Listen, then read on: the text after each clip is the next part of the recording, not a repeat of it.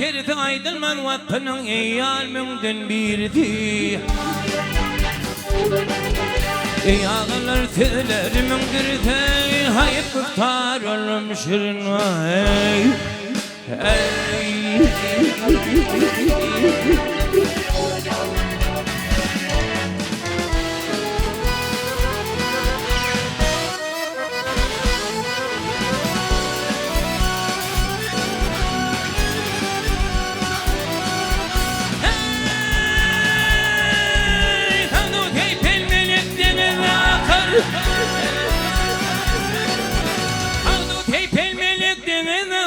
Aşık perhanalı dağlarını fikir Leyli deyim Mecnun çölleri çıkar Valmadın şolun yan gidin çölüne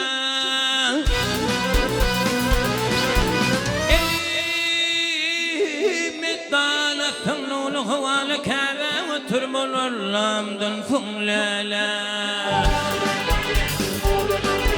Ne tecidir etme yeter kemala Katip yazar kalem alma hey hey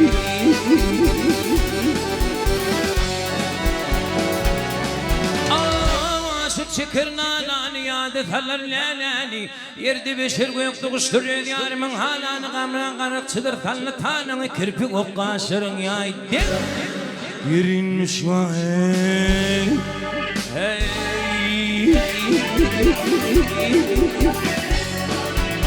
Hey!